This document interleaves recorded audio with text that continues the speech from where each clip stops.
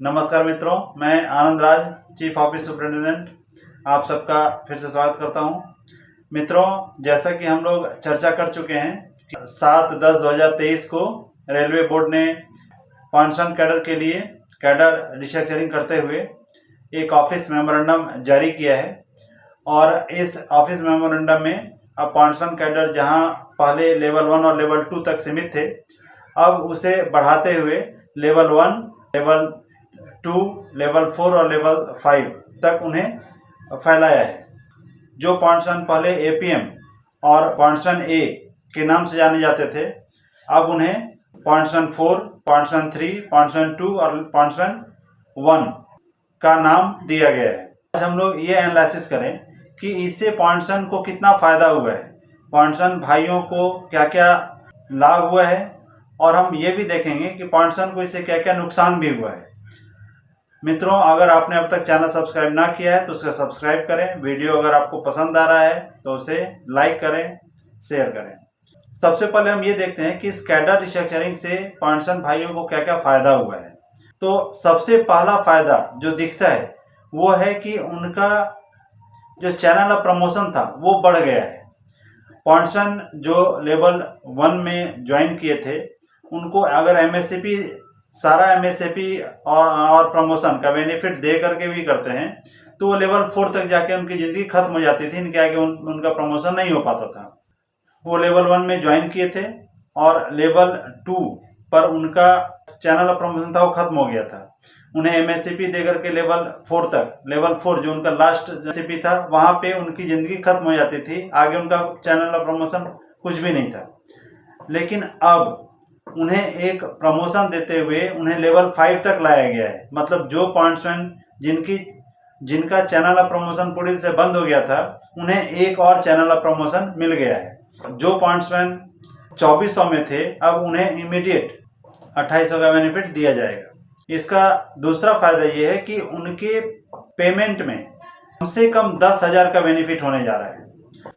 2400 में जहां minimum payment था वो 25,500 था, जबकि लेवल 5 में या 2800 जीपी में उनका जो मिनिमम पेमेंट है 29,200 है। तो ये तो अंतर हुआ ही।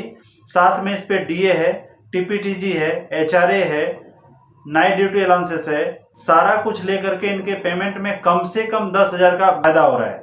उसके बाद जो सबसे इम्पोर्टेंट महत्वपूर्ण फायदा हो रहा है कि जो कर्मचारी आज तक रेलवे का सेवा कर रहे थे, पूरे जिंदगी अपनी रेलवे की सेवा की है उन्होंने, रेलवे ट्रेन का रख रखाव, सेंटिंग सब कुछ किया है, वो अपने परिवार को कभी एसी में ट्रैवलिंग नहीं करवा पाए थे। तो अब उन्हें ये बेनिफिट मिला है।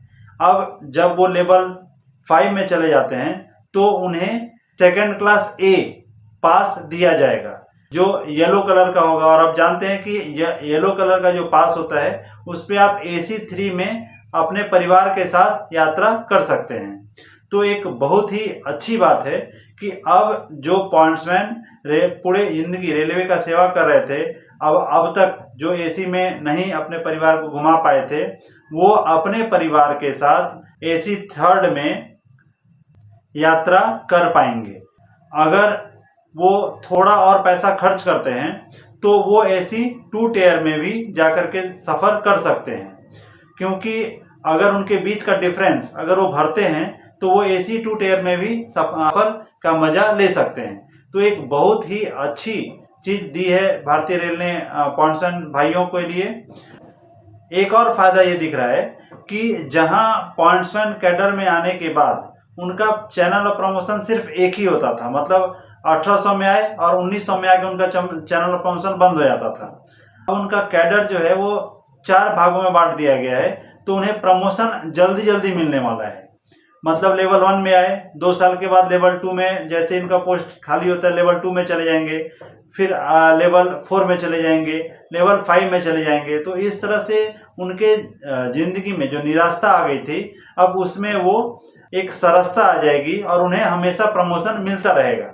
और जब प्रमोशन की लालसा होती है तो कर्मचारी काम बहुत अच्छे ढंग से करता है और उनका जो रेलवे के प्रति समर्पण की भावना है वो बढ़ता है।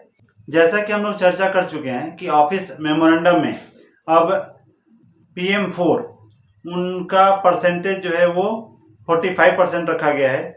PM3 इनका परसेंटेज 30% है। PM2 इनका परसेंटेज 15 है और PM1 इनका परसेंटेज 10% है। सपोज करें कि एक डिवीजन में पॉइंट्सन का कैडर स्ट्रेंथ 700 है। पहले जो था तो 700 में जहां APM 77 होते थे और पॉइंट्सन A ये 623 होते थे, लेकिन अब जो है ये परसेंटेज चेंज हो गया है। अब APM या PM4 में 315 पॉइंट्सन रहेंगे, PM3 में 210 रहेंगे, PM2 में 105 रहेंगे और PM1 में 70 रहेंगे। मतलब हम देख रहे हैं कि 70 कर्मचारी जो हैं उनका इमीडिएट प्रमोशन हो जा रहा है और वो 70 जो कर्मचारी हैं जिनका रिटायरमेंट काफ़ी नज़दीक है, तो जैसे ही उनका रिटायरमेंट होता है तो उसके नीचे जो पॉइंट्सन सेकंड में 105 लोग थे वो फिर आगे पॉइंट्सन A में आ जाएंगे। तो मतलब इस तरह से जो चैनल है, एक जो प्रमोशन की प्रक्रिया है वह चलती रहेगी। और इसमें एक और बेनिफिट ये है कि अभी इसमें RRB के कैंडिडेट ज़्यादा से ज़्यादा आ पाएंगे। चूँकि पॉइंट्सन 4 है उसमें उसका 700 में 315 लोग वहाँ पे हैं। पॉइंट्सन 4 जो फीडिंग कैडर है इसका, उसमें 90% RRB कैंडिडेट आएंगे और 10% जो है वो ट्रैक मेंटेनर से पॉइंट्सन में जो भरते हैं वो भरे जाएंगे। तो इस तरह से जो RRB से आने वाले बच्चे हैं उनकी संख्या में भी बढ़ोतरी हो रही है। TC और CC का कैडर है वो पोस्ट लेवल 3 का है और उसमें कभी भी जो नीचे लेवल 3 से निचले ग्रेड वाले हैं वही कर्मचारी आ सकते हैं। मुझे ऐसा लगता है कि रेलवे बोर्ड इस बात को जरूर ध्यान में रखेगी कि अब पॉइंट्समैन 4 और पॉइंट्समैन 3 यही दो कैटेगरी वाले जो हैं वो TC और CC का पोस्ट भर सकते हैं। तो ये एक थोड़ा सा पॉइंट्सन कैडर के लिए एक दुख देने वाली खबर है, लेकिन पॉइंट्सन अपना कैडर चेंज करके जाना चाहते हैं, दूसरे डिपार्टमेंट में जाना चाहते हैं, तो उन्हें संभल करके अपना प्रमोशन भी लेना पड़ेगा।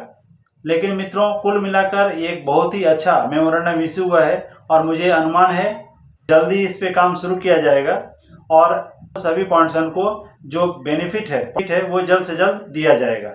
मित्रों, धन्यवाद, बहुत बहुत धन्यवाद।